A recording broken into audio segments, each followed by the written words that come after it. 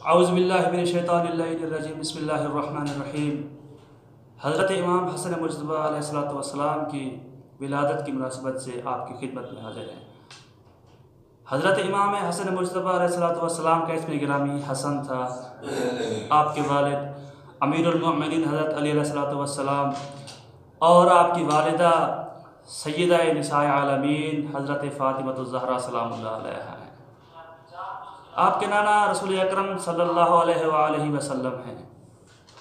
आपकी विलादत के फ़ौरन बाद रसूल अकरम सल्लल्लाहु अलैहि वसल्लम ने आपको हाथों में उठाया।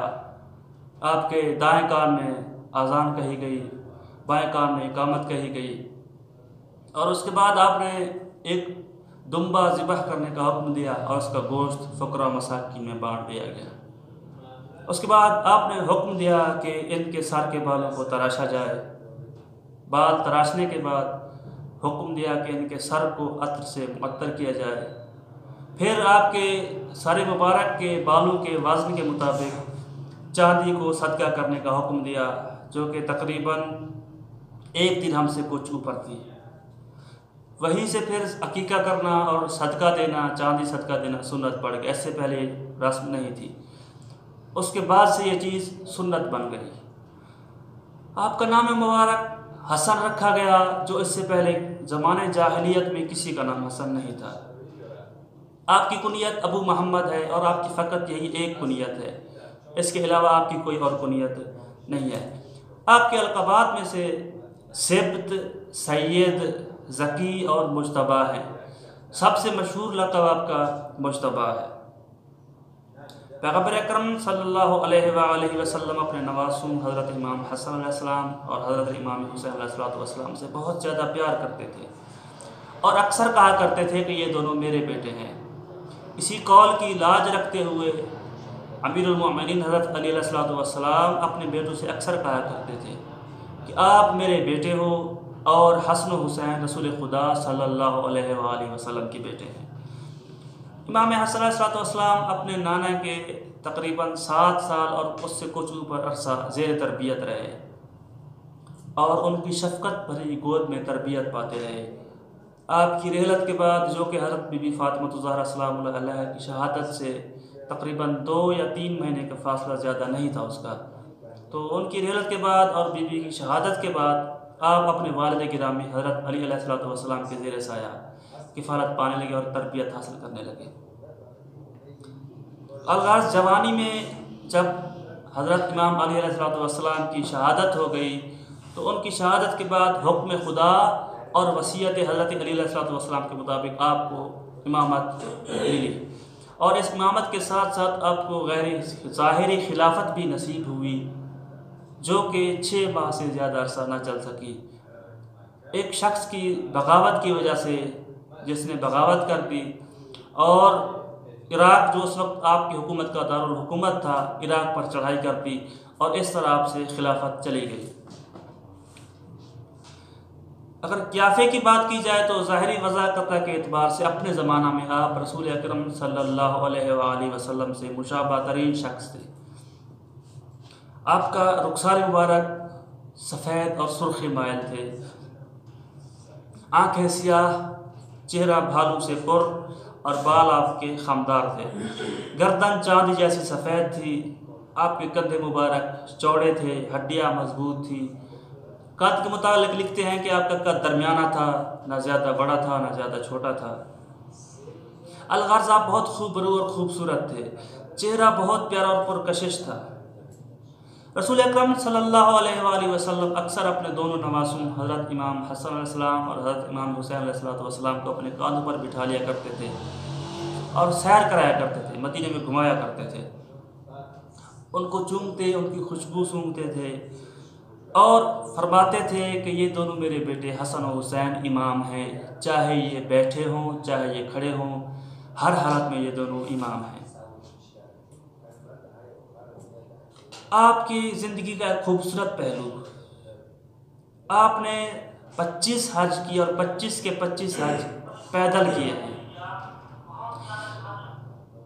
ये नहीं है कि आपके पास सवारी नहीं होती थी, आप मजबूर थे या किसी और वजह से आप पैदल चले, नहीं, बल्कि पैदल हज की फजीलत इतनी है कि रवायात में मिलता है कि आपके साथ आला नस्ल के घोड़े आपके काफ़िले में मौजूद रहते थे, ताकि अगर कभी ज़रूरत पड़ जाए तो ज़रूरत के वक्त काम आए। इंतहाई आला नस्ल के मजबूत घोड़े भी मौजूद होते थे। इब्न अब्बास जो कि हज़रत इमाम हसन अलैहिस्सलाम से उम्र में ज़्यादा थे, वो आपके घोड़े की रकाब को पकड़ना फजीलत शुमार करते थे और फ़ख्र महसूस करते थे, और कहा करते थे कि ये रसूल खुदा सल्लल्लाहु अलैहि वसल्लम के बेटे हैं। इतने फ़ज़ाइल के बावजूद आप बहुत मुतवाज़े शख्सियत थे। एक दफ़ा आप कहीं जा रहे थे और चंद फ़ुक़रा ज़मीन पर बैठे हुए ज़मीन पर रोटी रख के खा रहे थे, तो उन्होंने हज़रत इमाम हसन मुज्तबा अलैहिस्सलाम को दावत दी कि या इब्न रसूलिल्लाह, आइए हमारे साथ खाना खाइए।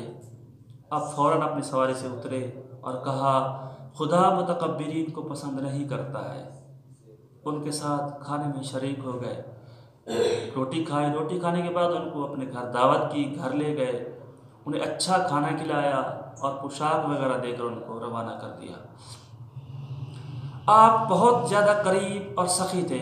आपके बारे में मशहूर है, रिवायत में मिलता है कि आपने ज़िंदगी में 2 मरतबा अपने घर का कुल असासा राह खुदा में खर्च कर दिया, और 3 मरतबा ऐसा हुआ कि आपने अपने घर का आधा जायदाद, अपने घर की आधी जायदाद, आधा तरका फ़ुक़रा मसाकीन में खर्च कर दिया।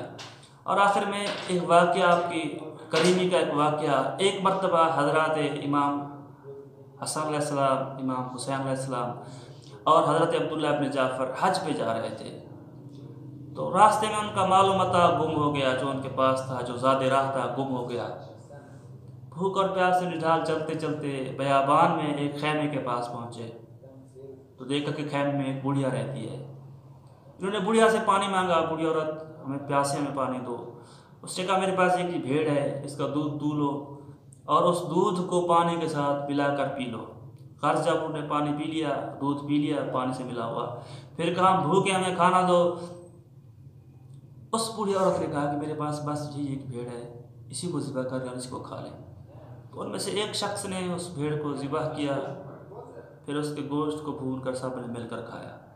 खाने के बाद वहीं आराम फरमाया।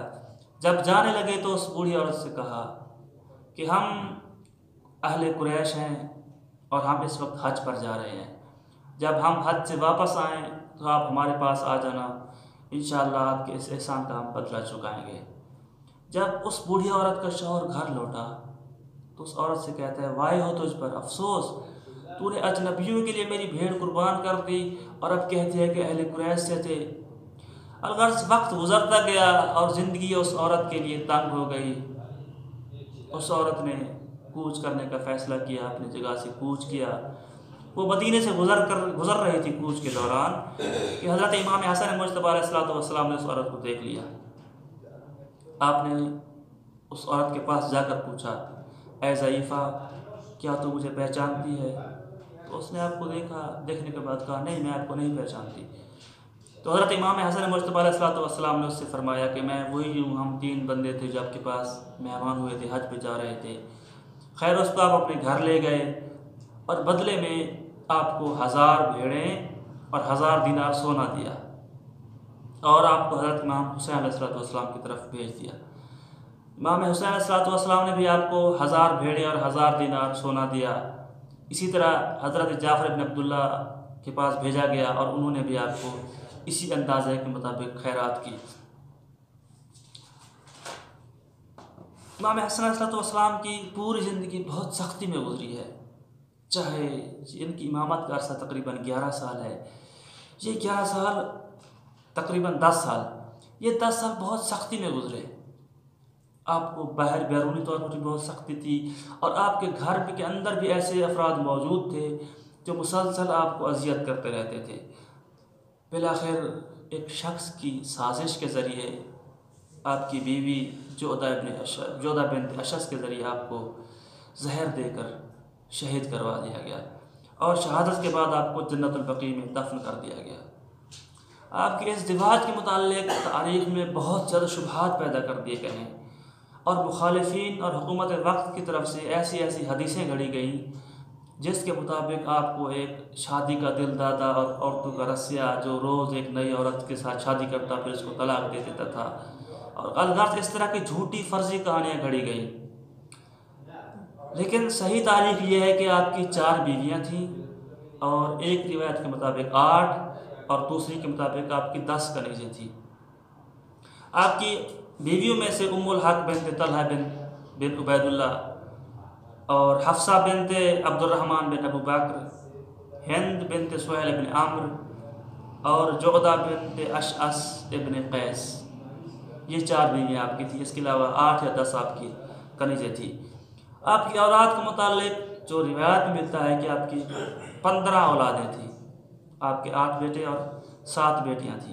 आपके बेटों में से जैद, हसन, अम्र, कासिम, अब्दुल्ला, अब्दुर्रहमान, हसन असराम और तलहा शामिल हैं। जबकि बेटियों में उम्मुल हसन, उम्मुल हुसैन, फ़ातिमा, उम्मे सलमा, रुक़ैया, उम्मे अब्दुल्ला और फ़ातिमा शामिल हैं। आपकी नस्ल फ़कत आपके 2 बेटों हज़रत ज़ैद और हज़रत हसन अलैहिस्सलाम से चली। इन 2 बेटों के अलावा किसी और बेटे की तरफ आपकी औलाद की निस्बत देना ठीक नहीं है। अस्सलामु अलैकुम व रहमतुल्लाहि व बरकातहू।